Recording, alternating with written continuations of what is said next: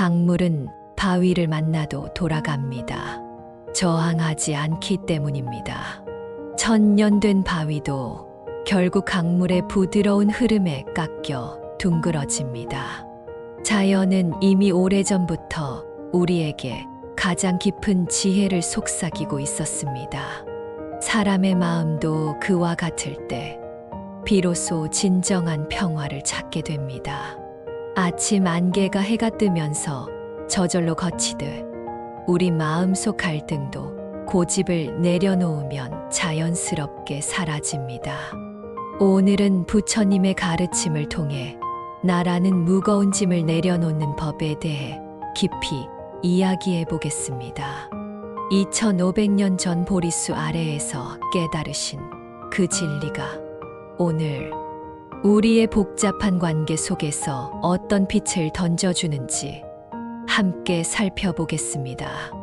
부처님께서 말씀하셨습니다.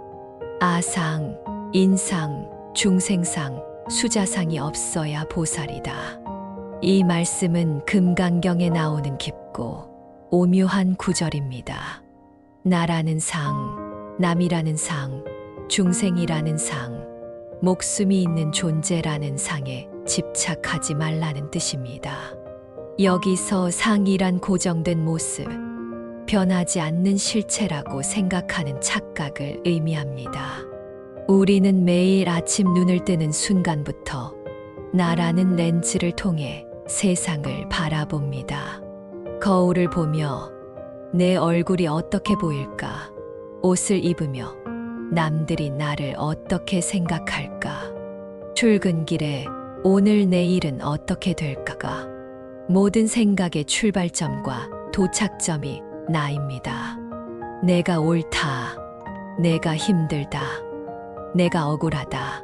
내가 잘났다. 내가 부족하다. 하루 종일 우리 머릿속은 나에 대한 이야기로 가득 찹니다. 마치 녹음기가 같은 테이프를 반복해서 재생하듯이. 그런데 이 나에 대한 집착이 깊어질수록 관계는 더욱 복잡해지고 마음은 무거워집니다. 사랑하는 사람과의 갈등도, 가족 간의 오해도, 직장에서의 스트레스도 모두 나라는 중심축을 돌며 생겨나는 문제들입니다. 부처님은 이미 2500년 전에 이 진리를 깨달으셨습니다. 진정한 자유는 나를 놓아버릴 때 시작된다고 말입니다. 마치 새 장에서 새를 놓아주는 것처럼 나라는 틀에서 벗어날 때 진정한 삶이 시작됩니다. 이른 아침 커피 한 잔을 손에 들고 창밖을 바라보며 문득 이런 생각이 듭니다. 어제 직장 동료와 나눈 대화에서 왜 그렇게 기분이 상했을까요? 그 사람이 던진 한마디가 왜 하루 종일 마음에 걸렸을까요? 밤늦게까지 그 대화를 되새기며 내가 뭐라고 대답했어야 했는데 마구 후회했던 이유는 무엇일까요? 우리는 누군가와 대화할 때 상대의 말을 듣는 것 같지만 사실은 나의 관점이라는 필터를 통해 해석하고 있습니다. 상대가 나를 무시하는 것은 아닐까? 나를 이해하지 못하는 것은 아닐까? 나를 우습게 보는 것은 아닐까? 끊임없이 나를 중심으로 상황을 해석합니다. 부처님께서는 이렇게 말씀하셨습니다. 모든 법은 나의 것이 아니다. 모든 법은 무상하고 고이며 무아이다. 이 말씀의 깊은 의미를 천천히 음미해 보십시오. 내 생각도, 내 감정도, 내 몸도, 심지어 내가 소중히 여기는 기억들도 완전히 나의 것이 아니라는 뜻입니다. 모든 것은 수많은 인연이 만나 잠시 모습을 드러냈다가 다시 흩어지는 것들입니다. 생각해 보십시오. 지금 이 순간 당신의 몸속을 흐르는 피는 어디서 왔습니까? 오늘 아침 먹은 음식이 소화되어 에너지가 된 것입니다. 그 음식은 땅에서 자란 곡물과 채소들이었고 그것들은 햇빛과 물과 흙의 영양분으로 자란 것입니다. 결국 우리 몸은 온 우주의 선물로 이루어져 있습니다. 마음도 마찬가지입니다. 지금 드는 생각이 온전히 내 것일까요? 어린 시절 들었던 이야기, 학교에서 배운 지식, 책에서 읽은 문장, 친구와 나눈 대화, 수많은 만남과 경험이 쌓여서 지금의 생각이 만들어진 것입니다. 그렇다면 고정불변한 나라는 것이 정말 존재할까요? 어제의 나와 오늘의 나가 같을까요? 10년 전의 나와 지금의 나가 같은 사람일까요? 매 순간 변화하고 있습니다. 몸의 세포들은 끊임없이 죽고 새로 태어나며 마음도 매 순간 새로운 생각과 감정으로 변화합니다. 이것을 깨달으면 관계에서 일어나는 많은 갈등들이 저절로 풀어집니다. 상대방이 나를 공격한다고 느꼈던 순간들이 사실은 그 사람의 깊은 아픔에서 나온 것임을 알게 됩니다. 그 사람도 나라는 틀에 갇혀 괴로워하고 있었던 것입니다. 연인 관계를 생각해 봅시다. 사랑하는 사람과 싸울 때 우리는 대부분 왜 나를 이해해 주지 않을까? 왜 내 마음을 몰라줄까? 하는 생각에 빠집니다. 내가 얼마나 힘든지, 내가 얼마나 노력하는지를 알아달라고 애원합니다. 하지만 나를 잠시 내려놓고 상대방을 바라보면 어떨까요? 이 사람은 지금 어떤 마음일까? 무엇 때문에 이렇게 힘들어할까? 어떤 두려움이 이런 말을 하게 만들었을까? 하고 생각해 보는 것입니다. 나의 필요와 욕구보다 상대방의 마음을 먼저 헤아려 보는 것입니다. 이것이 바로 부처님께서 말씀하신 자비심입니다. 자비심이란 자기를 사랑하듯 남을 사랑하는 것이 아니라 자기라는 경계를 넘어서는 것이다. 진정한 사랑은 내가 상대방을 사랑한다는 개념을 넘어서는 것입니다. 나와 상대방이라는 경계가 사라질 때 그 순간 진짜 사랑이 꽃핍니다. 상대방의 행복이 곧 나의 행복이 되고 상대방의 평화가 곧 나의 평화가 되는 것입니다. 어느 젊은 부부가 있었습니다. 남편은 아내가 자신의 힘든 일을 이해해 주지 못한다고 원망했고, 아내는 남편이 자신의 외로움을 알아주지 못한다고 서운해했습니다. 매일 밤 서로 자신의 이야기만 하다가 지쳐 잠이 들었습니다. 어느 날 남편이 문득 깨달았습니다. 내가 힘들다는 말만 계속하고 있었구나. 이 사람도 혼자 집에서 얼마나 외로웠을까. 그날 밤 남편은 자신의 하루 이야기 대신 아내에게 물었습니다. 당신은 오늘 어떤 하루를 보냈어요? 아내의 눈에 눈물이 맺혔습니다. 오랜만에 남편이 자신에게 관심을 보인 것입니다. 그 밤 두 사람은 처음으로 서로의 마음을 진정으로 나누었습니다. 나에게서 벗어나 우리가 되었던 것입니다. 가족 관계에서도 이 가르침은 깊은 울림을 줍니다. 부모는 자녀에게 내가 너를 위해 이렇게 했는데 왜 고맙다는 말 한마디 없니? 라고 말하곤 합니다. 자녀는 부모에게 왜 나만 이렇게 간섭하세요? 나도 내 인생이 있어요. 라고 반발합니다. 하지만 나를 내려놓고 보면 어떨까요? 부모의 잔소리 뒤에 숨은 깊은 사랑을 볼 수 있습니다.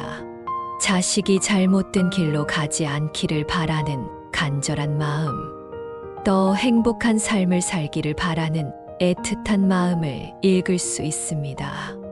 자녀의 반발 뒤에도 성장에 대한 건강한 열망이 숨어 있습니다.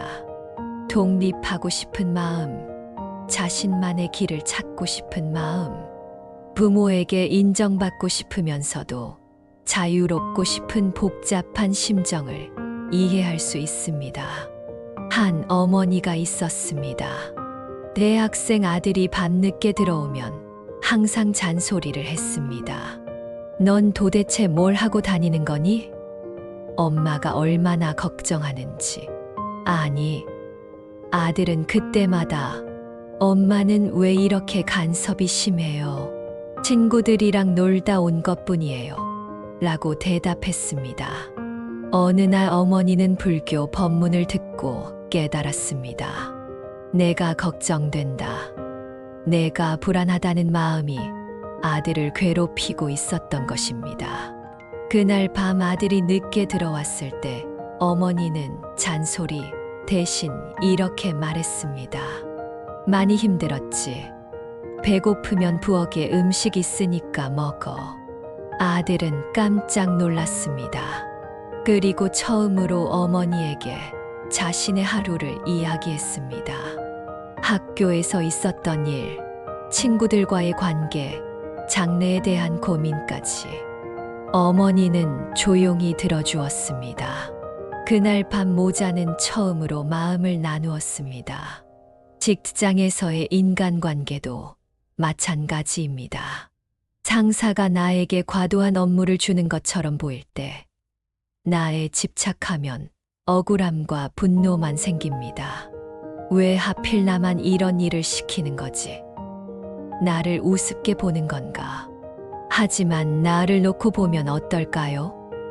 그 상사도 그 사람, 나름의 압박과 책임감 속에서 일하고 있음을 알 수 있습니다. 위에서는 성과를 재촉하고 밑에서는 불만이 올라오는 상황에서 어떻게든 일을 해결해야 하는 그 사람의 입장을 이해할 수 있습니다. 한 회사원이 있었습니다. 팀장이 자신에게만 유독 까다롭게 대한다고 생각했습니다. 다른 동료들에게는 친절한데 자신에게만 차갑다고 느꼈습니다. 퇴근 후에도 그 생각에 괴로워했습니다.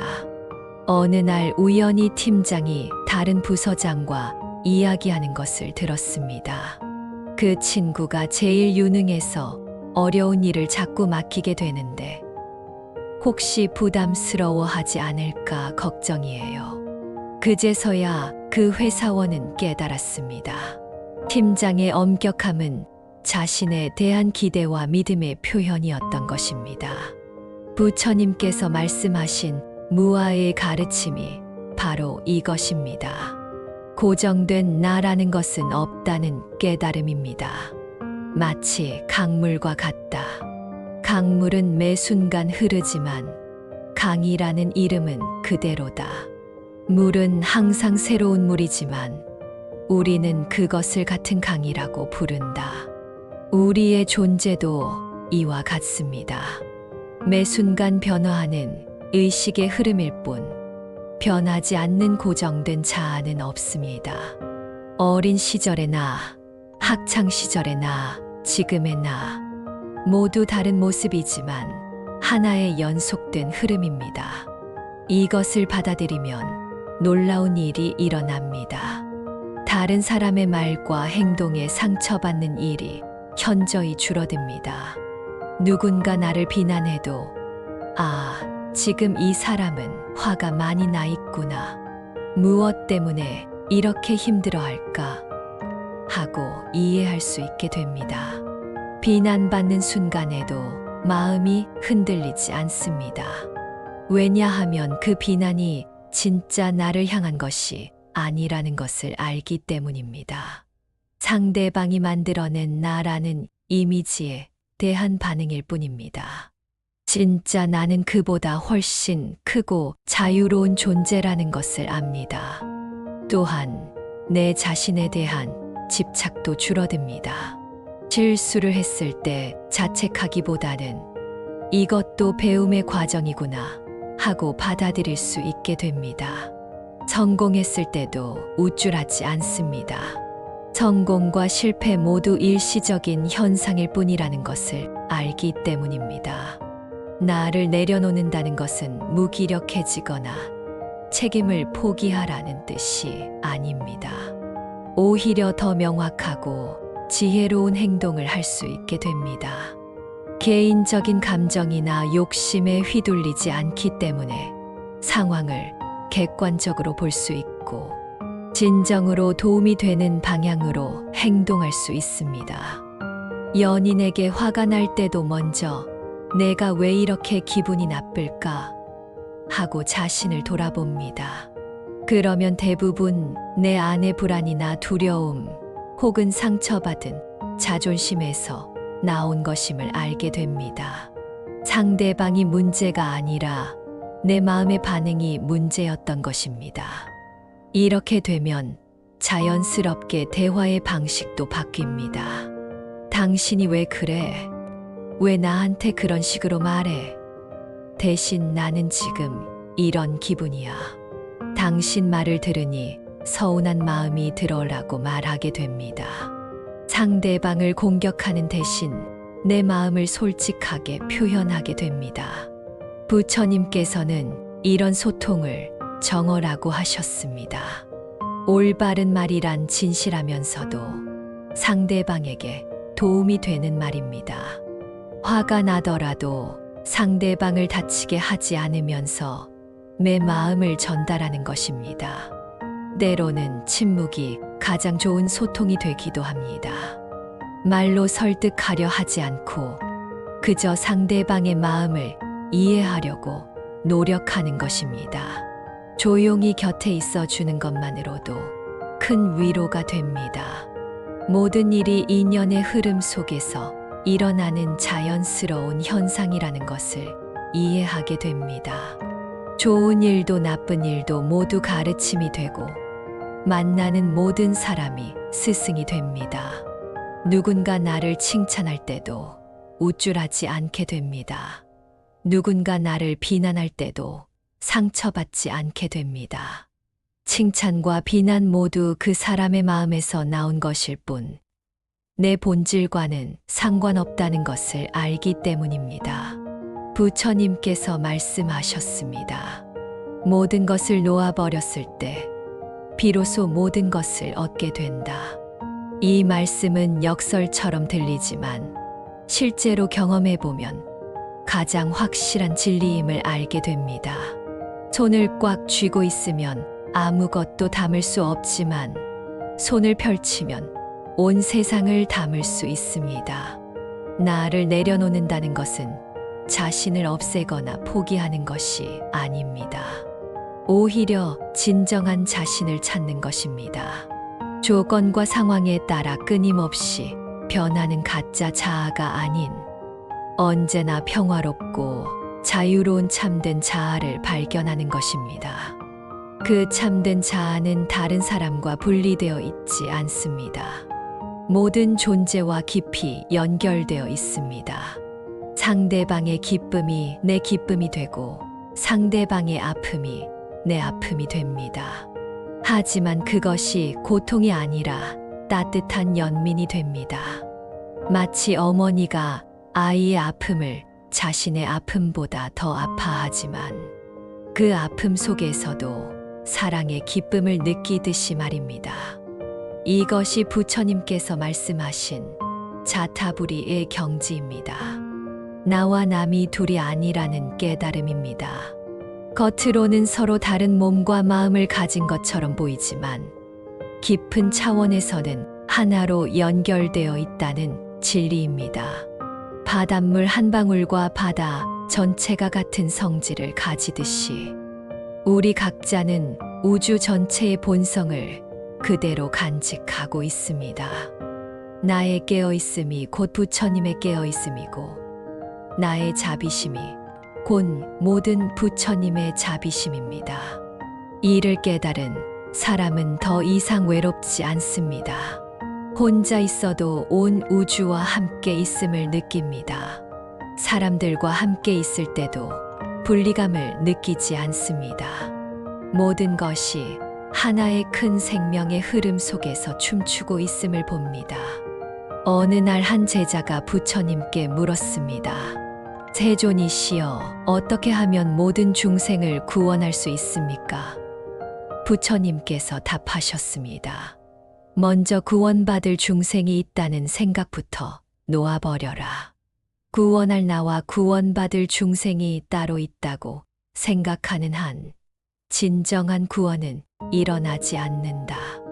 이 말씀의 깊은 뜻을 생각해 보십시오. 도움을 주는 나와 도움을 받는 상대방이라는 이분법적 사고에서 벗어날 때 진정한 도움이 가능해집니다. 내가 누군가를 도왔다는 생각도, 누군가가 나를 도왔다는 생각도 모두 놓아버릴 때 말입니다.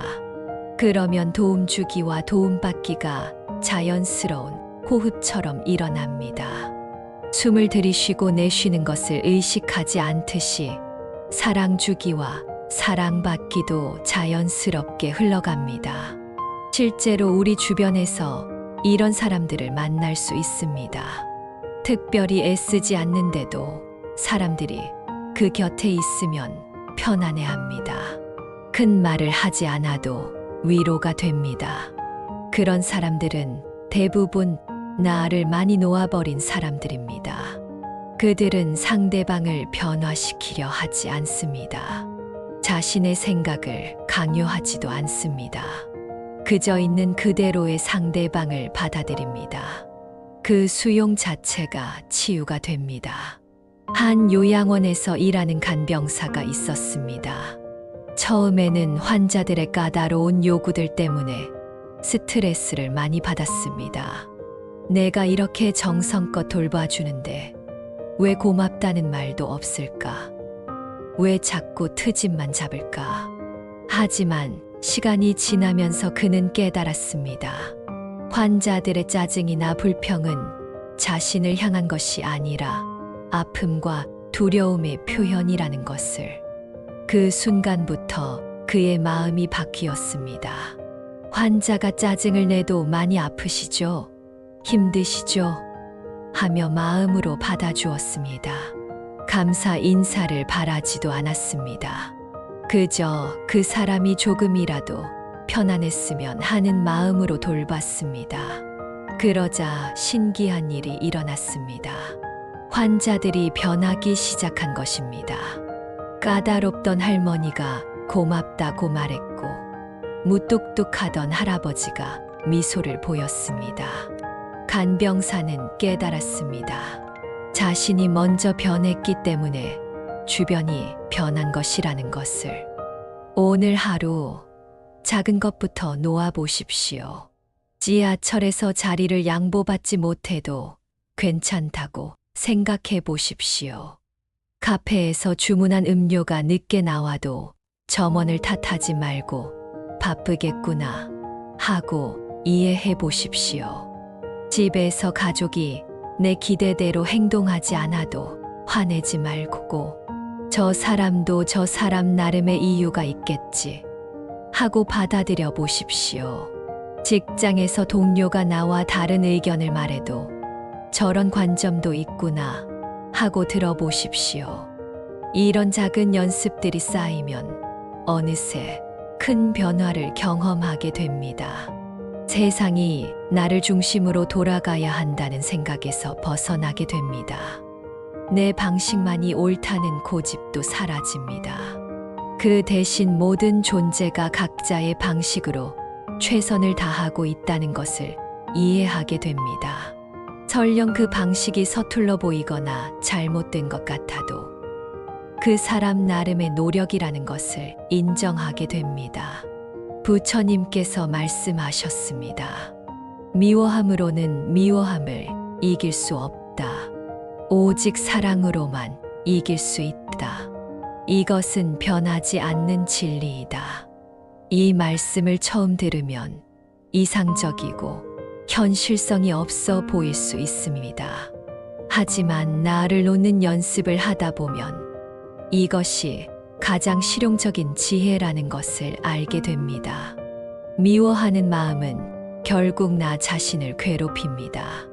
상대방은 모르고 지내는데 나만 속상해하고 화내며 시간을 보냅니다. 반면 이해하고 용서하는 마음은 나 자신을 자유롭게 해줍니다. 이처럼 나를 놓으면 상황을 더 명확하게 볼 수 있게 됩니다. 감정의 필터를 통하지 않고 있는 그대로의 현실을 보게 됩니다. 그러면 문제 해결도 훨씬 쉬워집니다. 부처님의 가르침에는 연기법이라는 중요한 개념이 있습니다. 모든 현상은 서로 연결되어 있고 서로 의존하며 존재한다는 뜻입니다. 나 혼자 독립적으로 존재하는 것이 아니라 무수한 관계 속에서 존재합니다.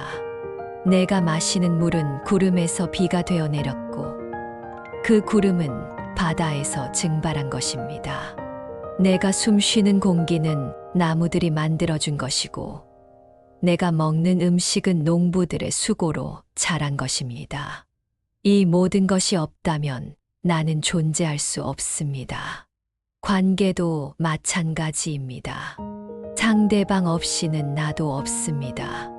부모 없이는 자녀가 없고 스승 없이는 제자가 없고 친구 없이는 우정도 없습니다.